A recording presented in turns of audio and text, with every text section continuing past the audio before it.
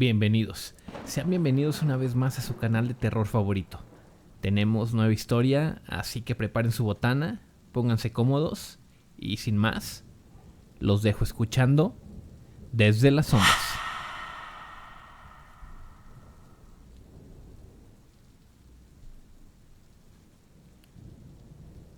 Soy aficionado al senderismo. Me encanta salir a caminar, explorar y conocer tantos paisajes ocultos entre las montañas como me sea posible. Recientemente, a principios de año, pude visitar la Sierra de Álvarez, muy cerca de San Luis Potosí. Fui acompañado por un par de amigos locales que ya conocían el lugar, Salvador y Mateo. Me llevaron a una zona que según ellos visitaban mucho.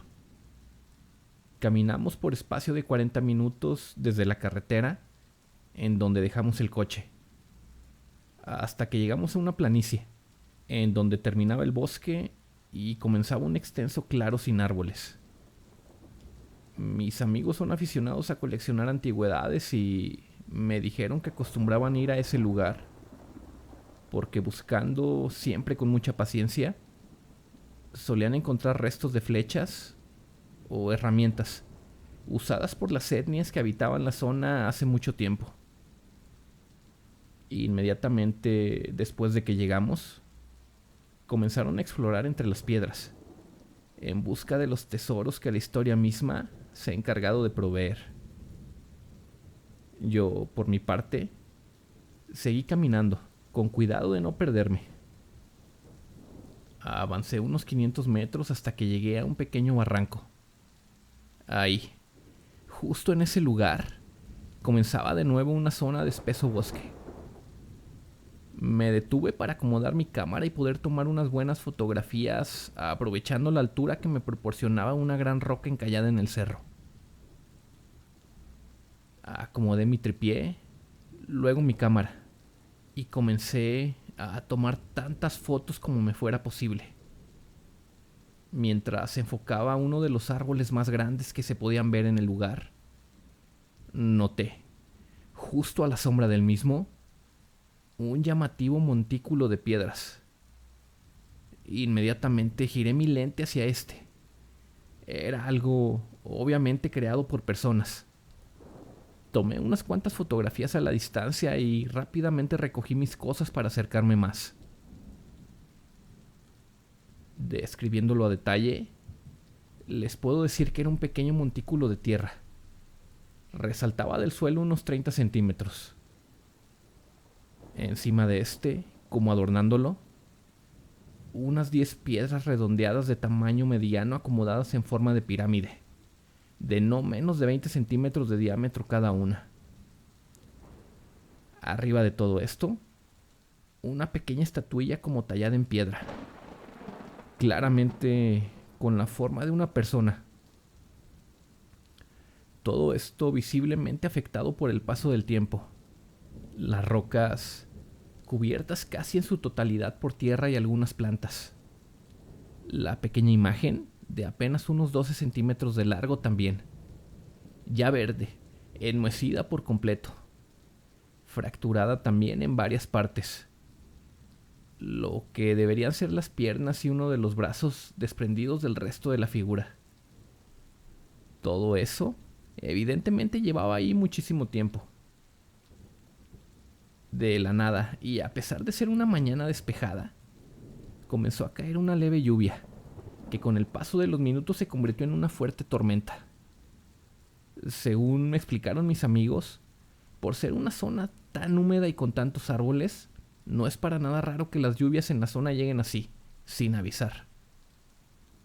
Cuando las gotas comenzaron a caer, guardé mi equipo fotográfico lo más rápido que pude. Y también así, sin pensarlo tanto, guardé aquella pequeña figura en una de las bolsas de mi mochila. Regresé corriendo en dirección a donde mis compañeros se encontraban, quienes, ante la presencia de lluvia y al no ver que regresara, ya avanzaban en mi dirección a buscarme. Les mostré, visiblemente muy emocionado, mi hallazgo.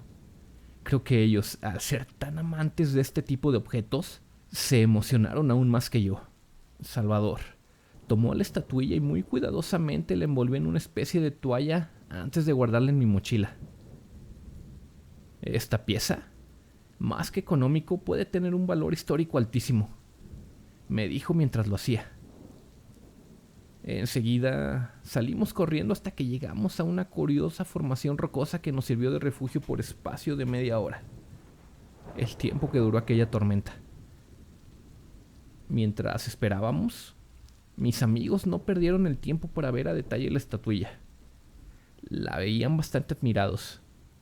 Según me contaron, llevaban visitando la zona ya por un par de años y hasta entonces, el hallazgo con más relevancia que les había tocado vivir era el de una especie de hacha tallada en piedra. La había encontrado Mateo junto a un montón de rocas que evidentemente habían sido utilizadas para darle forma y filo. No tenía mango, pero se apreciaban sobre la base de la misma una especie de surcos tallados y una mancha vegetal, que de acuerdo a un amigo suyo, antropólogo, eran los restos vegetales que permanecían sobre la piedra, mostrando que alguna vez existió un mango de madera que servía para sujetarla. Les aseguró también que dicha pieza tenía al menos un par de cientos de años de haber sido creada. Mateo y Salvador no podían con la emoción.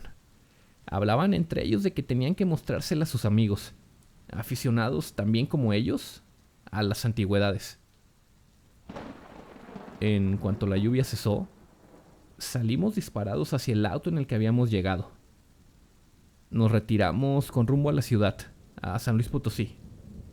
Y ya ahí, después de darnos un baño y descansar un poco, nos reunimos con un grupo de amigos de Mateo a comer. Entre ellos, su amigo antropólogo. Todos en absoluto, mostraron un grandísimo interés en la pieza que había encontrado. Y como suele pasar, no faltó quien sembrara la duda sobre la veracidad de mi hallazgo. Después de todo, además de ser un desconocido para la mayoría del grupo, no tenía testigos directos que hubieran presenciado mi descubrimiento. Recordé, en ese momento, que había tomado algunas fotografías de la zona antes de correr hacia el lugar en donde se encontraba aquel montículo de piedras.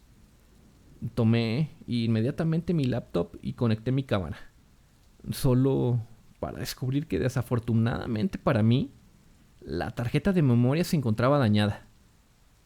Extrañamente, no se podía leer, ni en la cámara ni en la computadora. Me había pasado antes, claro, pero con memorias ya muy viejas, o con aquellas que llegué a exponer a la humedad, nunca con una memoria nueva como aquella.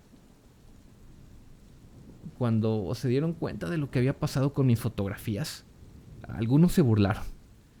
Qué conveniente, dijo uno de ellos, haciendo que me molestara un poco. Y es que para mí no era necesario inventarme aquella historia.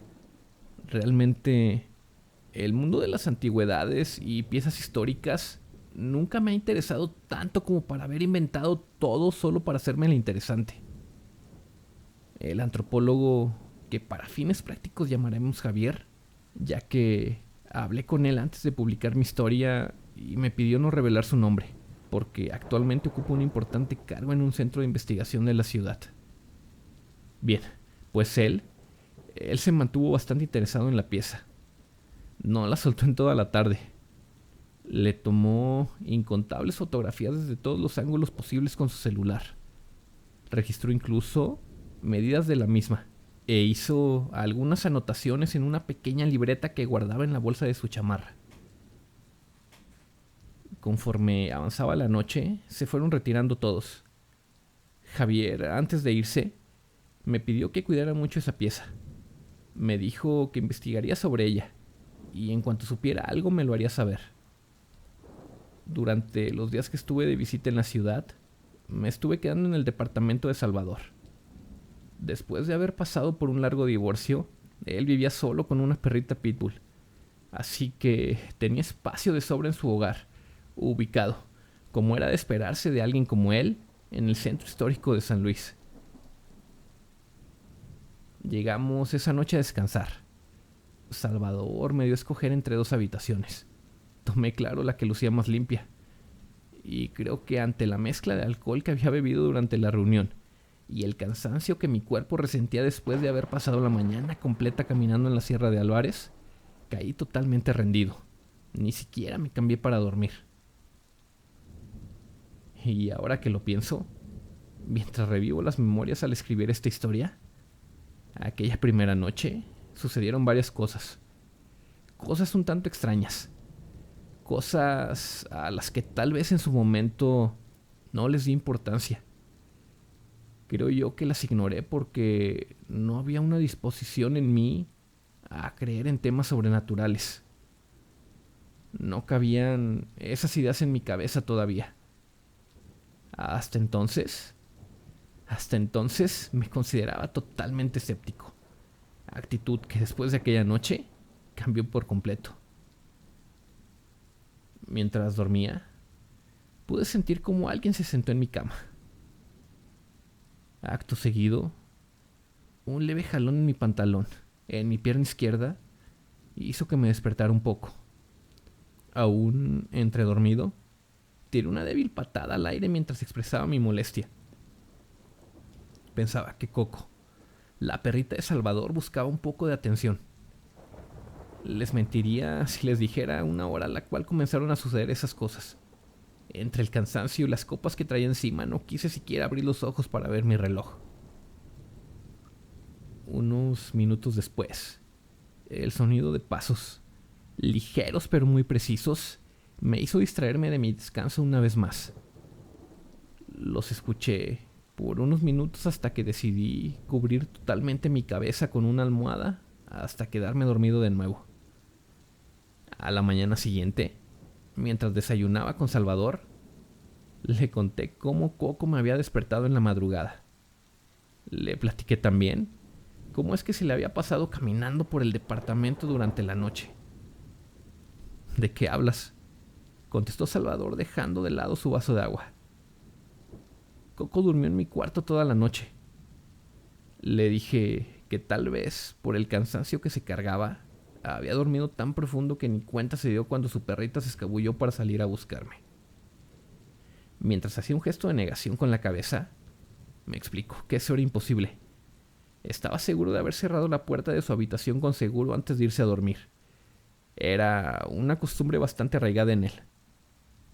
Yo solo atiné a responder que estaba bien, aunque pensé en ese momento que muy seguramente había pasado lo que yo había dicho, y que Salvador, por algún motivo, intentaba jugarme una mala broma. La segunda noche en el departamento fue mucho más extraña. Fue el preludio de la serie de acontecimientos que se avecinaba. Ya muy entrada la noche, escuché de nuevo aquellas pisadas que de alguna manera sonaban ligeras pero tan contundentes como para dejarse oír. Como si quien las produjera no intentara ocultarse. Primero las escuché en el piso de arriba y pensé que era algún vecino con insomnio. Las cosas cambiaron cuando los pasos se escucharon dentro del departamento. En ese momento, una sensación de miedo y desesperación invadió mi cuerpo. Me incorporé un poco e intenté agudizar mi oído. De pronto los pasos aumentaron su velocidad y se escucharon por el pasillo que dirigía hacia la habitación en que me encontraba. Se detuvieron frente a mi puerta. Parecía que mi corazón estaba a punto de explotar por el miedo que sentía. Esperaba que alguien abriera la puerta, cuando, de la nada, una de mis mochilas salió volando de la repisa en la que la había acomodado. Me levanté como rayo a encender la luz, pero no pude ver a nadie.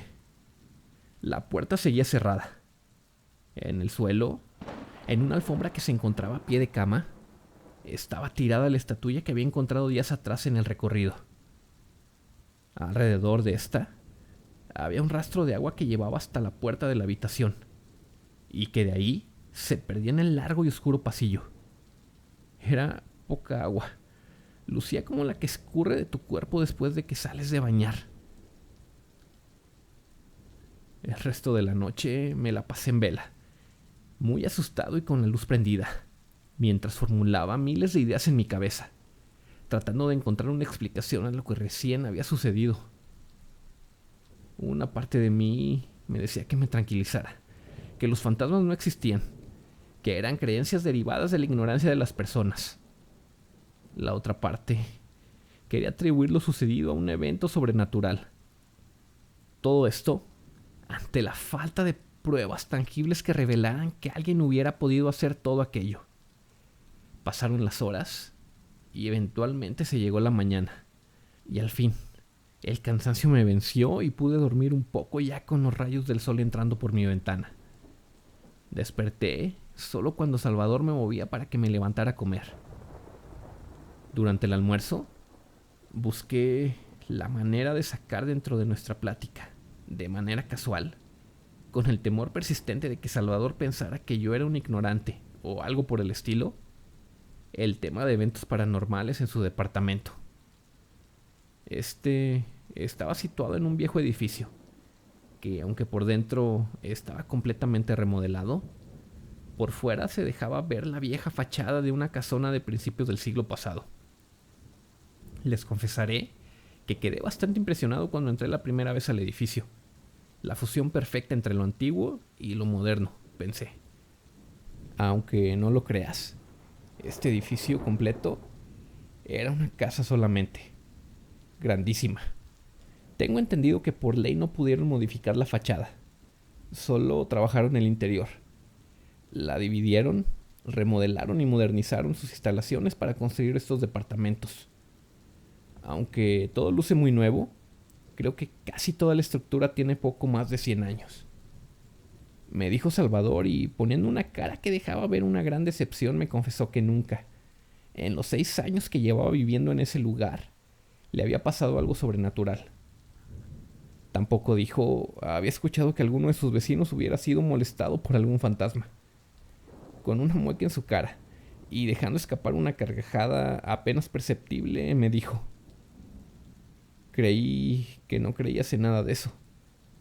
En alguna ocasión me dijiste que se te hacían ideas bastante retrógradas, que dejaban ver la profunda ignorancia de las personas. Recordé, en ese momento, que justo había utilizado esas palabras para referirme a temas paranormales en una plática que habíamos tenido meses atrás. No vas a creer lo que pasó anoche, le dije, aún con algo de pena en mis palabras, para luego contarle todo lo que me había sucedido a detalle.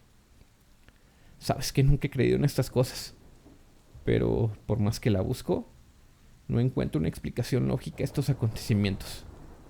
Finalicé con eso mi corto relato. Salvador me veía con ojos llenos de incredulidad, no de burla como yo esperaba. Se mostraba un tanto sorprendido al ver tal vez que yo había dado mi brazo a torcer, y comenzaba a creer al fin en este tipo de temas.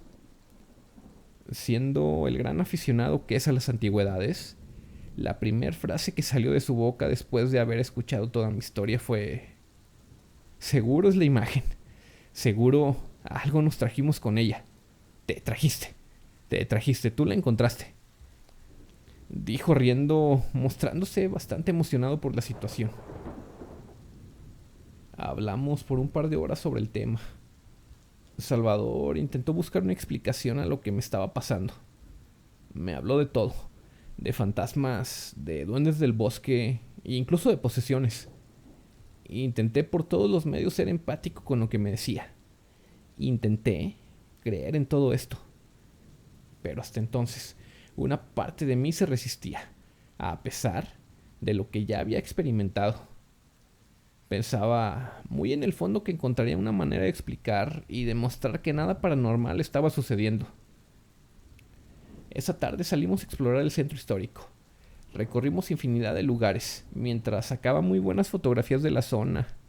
Y al fin, al caer la noche, volvimos al departamento. Fue entonces que terminé de convencerme, tras vivir el suceso más aterrador que me ha tocado experimentar hasta el día de hoy que escribo estas páginas. Esa noche, después de haber caminado por varias horas seguidas, llegué Me di un buen baño y después de tomar una cena ligera, caí rendido. No recuerdo cuánto tiempo pasó, pero de nuevo, comencé a escuchar pisadas. De nuevo pisadas que se acercaron a mi habitación. Poco después, el sonido de alguien hurgando entre mis cosas me hizo abrir los ojos que mantenía cerrados con tanta fuerza como me era posible por el miedo que estaba sintiendo. Cuando lo hice, pude ver al pie de mi cama a un niño pequeño, tal vez de algunos 10 años, con el cuerpo cubierto por una especie de pintura negra, todo excepción de la cara. En ella se apreciaban 2 delgadas líneas, de la misma pintura en cada mejilla. Una especie de piel animal le cubría de la cintura para abajo. Mi cuerpo se paralizó al verlo. Tal vez por el miedo. Seguramente fue el miedo. No pude ni siquiera preguntarle quién era o qué quería cuando de la nada, como si de un sueño se tratara, tuve un tipo de visión. En esta pude ver a aquel niño jugando en una especie de poza de agua. Saltaba y nadaba en esta, pero de la nada desapareció, perdiéndose en el fondo de aquel estanque. De pronto, en la visión todo se tornaba oscuro. Sorpresivamente, salió disparado del agua y saltó directamente sobre mí. Esta vez, lucía diferente. Su piel era de un tono grisáceo, casi verde. Mostraba un par de ojos llenos de furia. Sin yo poder reaccionar, me tomó del cuello y comenzó a apretarme, mientras de su boca salían un par de gruñidos, roncos y profundos, como si de una bestia se tratara. Yo por mi parte estaba sufriendo. Sentía cómo la vida se me escapaba ante la falta de aliento. A lo lejos escuchaba una voz llamándome por mi nombre, mientras una fuerte presión sacudía mi pecho. Aquel extraño niño, ahora convertido en algo horrible, no dejaba de asfixiarme. De pronto abrí los ojos y mientras intentaba dar una fuerte bocanada de aire, expulsé una gran cantidad de agua por mi boca.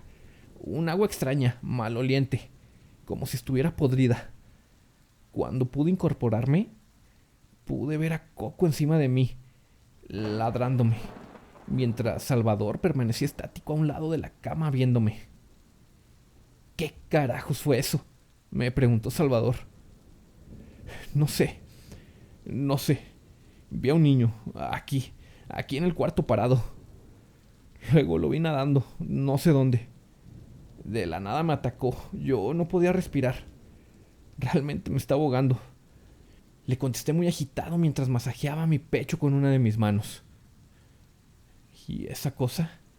¿Esa agua que vomitaste qué fue? ¿De dónde salió? No tengo idea. No sé qué pasó, hermano, le dije, ya llanto abierto. Y es que no sabía qué estaba pasando. No tenía idea de qué había sido todo aquello. La cabeza me daba vueltas, sentía que se me partía en dos. Toda aquella extraña aventura, con tintes paranormales, se estaba tornando tan peligrosa como para afectar mi integridad. Salvador me dijo que despertó cuando escuchó cómo Coco ladraba desesperadamente mientras rasguñaba la puerta de su habitación. La abrió para dejarla salir y fue corriendo hacia donde yo dormía, para lanzarse contra la puerta. Cuando la dejó entrar, se abalanzó sobre mí y me ladraba, como tratando de despertarme. Me dijo que de mi garganta salían ruidos extraños, como si estuviera haciendo gárgaras con agua. Fue entonces que comenzó a gritarme mientras me sacudía bruscamente. Me contó también que un segundo antes de que yo despertara, pudo ver como un niño pequeño, semidesnudo, pasó corriendo por el pasillo que cruza frente a aquella habitación. Mientras me levantaba, pude ver que la estatuilla, con las piezas rotas que tenía, se encontraba sobre la cobija que me cubría mientras dormía. La tomé en mis manos, pero Salvador hizo que la tirara dándome un fuerte manotazo. me pidió que no la tocara. Él estaba seguro de que esa cosa era lo que estaba ocasionando todo lo que estábamos viviendo. A decir verdad, yo también lo pensaba ya. Ya eran casi las 7 de la mañana y Salvador me pedía que fuéramos rápido a una iglesia, que lleváramos la imagen para que la bendijeran. Me rogaba que buscáramos ayuda de un sacerdote para que fuera a bendecir el lugar. Yo realmente no sabía qué hacer, así que acepté su propuesta. Le dije que iríamos después de almorzar, pero mientras lo hacíamos, sonó el celular de Salvador. Era Javier, el amigo antropólogo de Mateo. Entre pláticas, Salvador le contó todo lo que había estado pasando, sin omitir detalles. También le dijo que creíamos que tenía que ver con la estatuilla que había recogido durante nuestro recorrido. ¿Tiene algo de sentido?, le contestó Javier. Había estado buscando información sobre la pieza, y aunque no estaba seguro aún, nos explicó que lo que yo había encontrado era un tipo de ofrenda a un difunto. Regularmente lo hacían los guachichiles, una de las etnias que habitaban la zona desde la época prehispánica hasta poco después de tiempos de la colonia. De acuerdo a su investigación, esto se realizaba cuando un niño fallecía.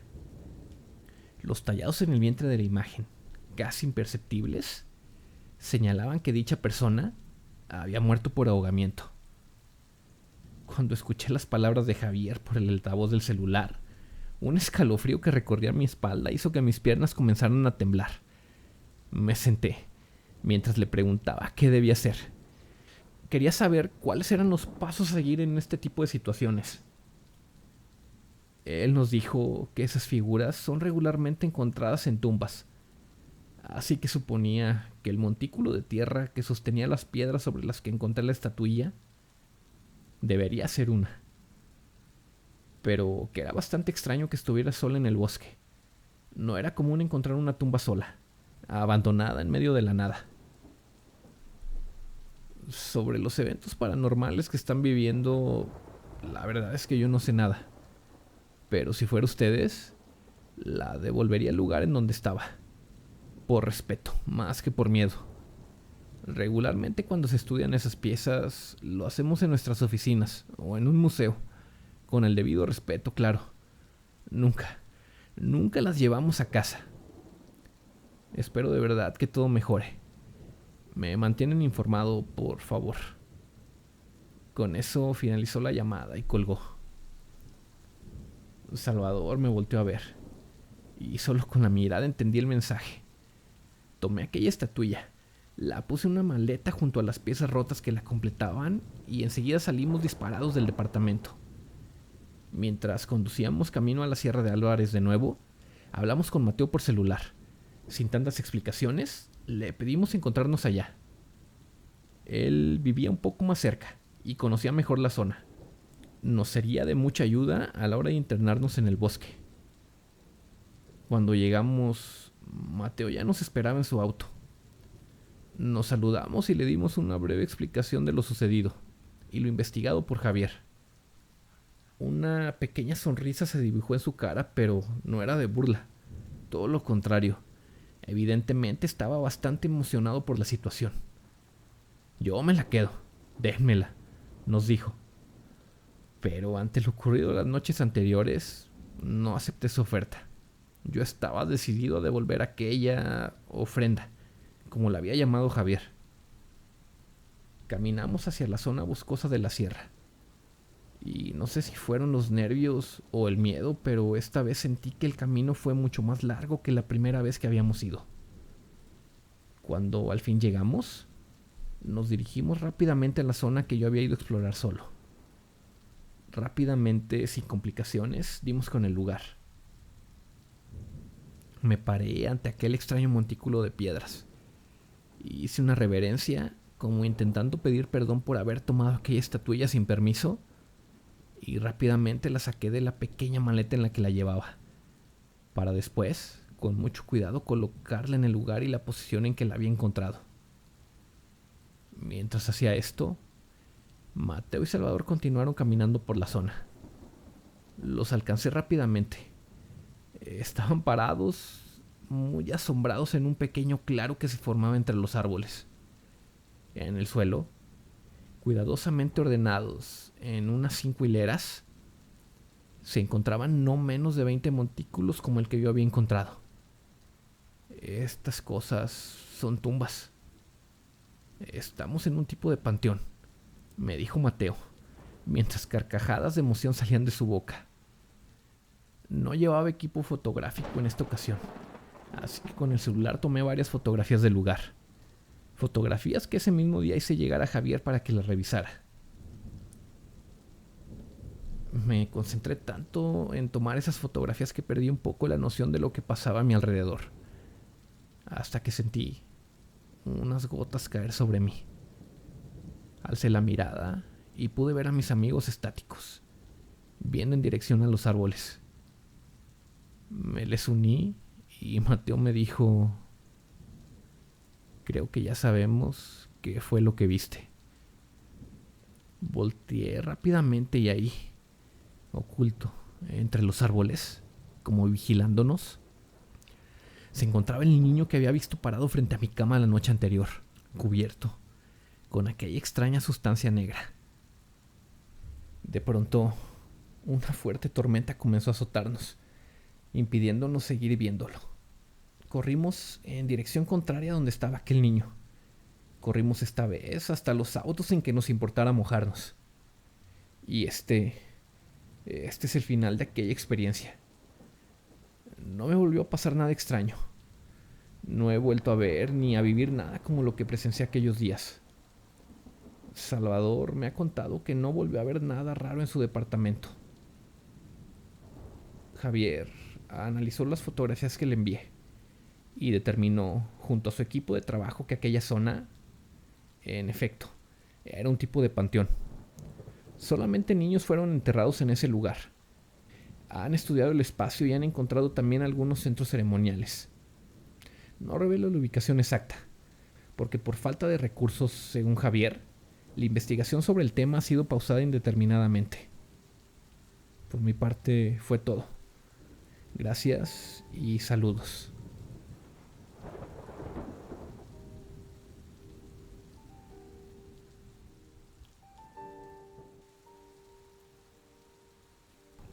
Gracias amigos, de verdad. Muchas gracias por haber llegado hasta el final del video. No olviden seguirnos en Instagram, Facebook y Spotify.